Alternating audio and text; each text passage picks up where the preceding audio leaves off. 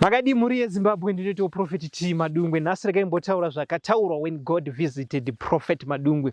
Toona kuti 2016 Mwari vakauya kuna Prophet Madungwe vakataura kuti vanhu vari kutadza, vakati kubva ipapo vakati ndakumbosiya the world haisisiri mumaoko avo, but toona kuti recent zvakare muna October uno Mwari vakadzoka zvakare vakati now ndaakudzoka futi, ndaakudzoka panyika, ndaakudzoka kuti ndichitora nyika. Yesi zvivi zvenyu zvamakaita Mwari vava kukuregererani. Sizonyanya kubata hangu zvivi zvacho nhasi because ndoda kungotaura kuti Mwari vakaregerera the whole world kutaura kwandiri kuita kudai, but ticharamba tine peace aya Mwari vakati tichaita gore 1 kana kuti for 1 year zvinhu zvichitanga kuita normality tichibva paCovid-19 chizonobata nyaya dzana Russia war, chizonobata nyaya dzana Israel war.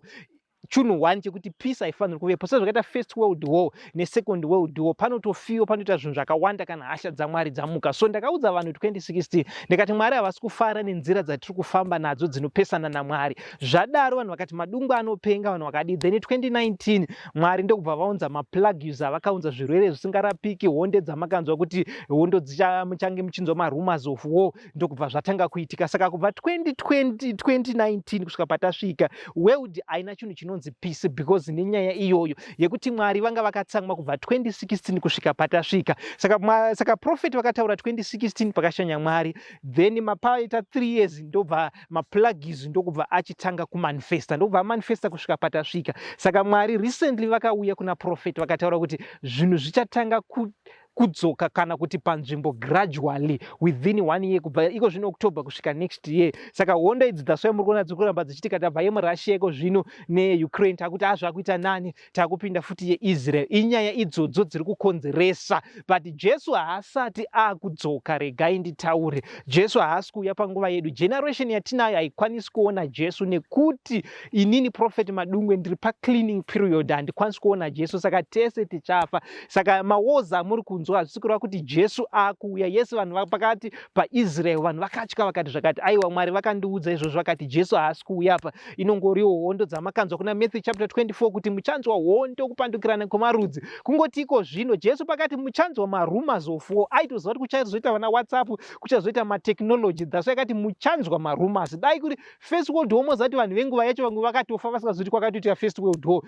Let's say pakapera 1948 umwe munhu angari kana kuti kupi aisatozobozwa kusina madhishi, kwanga kusina nyika shoma shoma ndo dzaiziva kuti ndo vaitoita zvokutozonzwawo zvazviri zvepesi. Saka Jesu pakatoti muchazonzwa marumors, aitozoziva kuti marumors acho iko zvino yatova per day. Nhasi hondo ikaita kuIsrael, the world yese yatoziva kuti nhasi kwatoita hondo kuIsrael. Saka zvakubva zvanyanya kuti vanhu vapanike nekuda kwetechnology, but hondo dzakagara dziriko. Dai Jesu aida kuuya, dai akauya pafirst world war, dai akauya pasecond world war, even Israel kunana 2015 kunana 2005 yakamboenda kuhondo nana Lebanon. Handitika Jesu haana kuuya, saka apa futi haasi kuuya. Dzinongori hondo dzakanzi muchanzwa hondo, zviri kuti the world ichaita hondo. Even mwatisa first world war yacho nesecond world war. First world war yakaitikira kuEurope, second world war yakaitikira futi kuEurope. Kuamerica haina kumboita dzasema kuti America yakaendesa masoja yayo kuEurope, haina kumboitika kuAmerica. Saka hatina hondo haifi yaita pasi rese guys, inongoitika maportion anenge achiitika.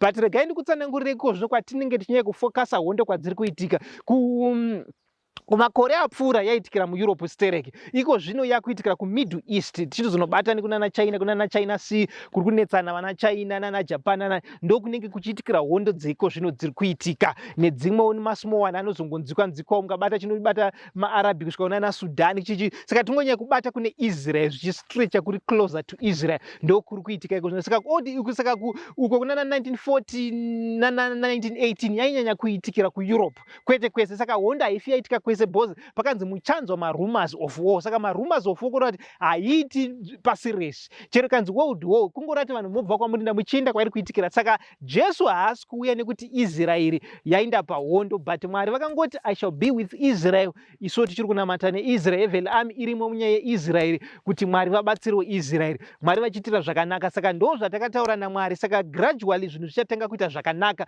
kubva patiri iko zvino kusvika next gore chinopera futi kubva pano October tinenge tapera achipedza maplugins akuchitanga kuti kubviswa pano panyika achibviswa panyika kuti earth ichivawo nepeace. Tinotenda Mwari nezvavakaita. Prophet Madungwe vacharamba vachikubatsirai kuti zvinhu zviite zvireruke, because I pleaded to God. Mwari vakati now I've forgiven the whole world pazvivi zvavo zvese. Saka ndo zvakataura Mwari izvozvo when I was with him. So kana ndichiona Mwari ndinoshandisa the spiritual eye, the visible become visible to the prophet. Ndinoshandisa the spiritual eye ndobva ndaona Mwari. Handioni neziso renyama, ndinoona ne-the spiritual eye. Ende Mwari vane malevels kana vachiba kudenga vachisvika sezvakaita Jesu was God on earth vanooneka. Saka vanoti Mwari haaoneki, Jesu anga ari Mwari wani aioneka, Moses anoona the back. So zvinodependa. In heaven ndo pavanonetsa kuoneka because vanenge vari muoriginality. Vachidzika even Genesis chapter 18 vanodya kumba kwaAbrahama because vanenge vari a man, vanenge vari a human, vanenge in a human form. Mwari vachitira zvakanaka. Munouya pamachechi line yedu kana muchida kunzwa nyaya dzakawanda pa0762311556 kana muchida isa mota dzenyu dzemaautomatic evel entry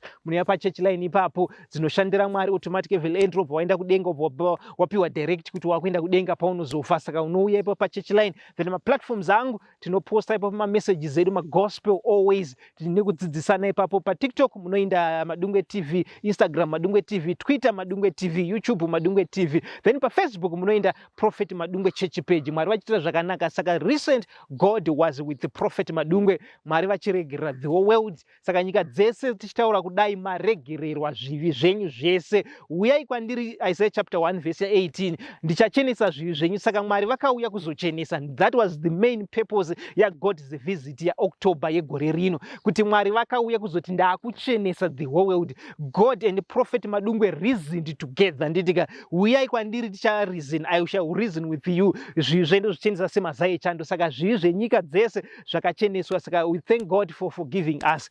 Thank you all.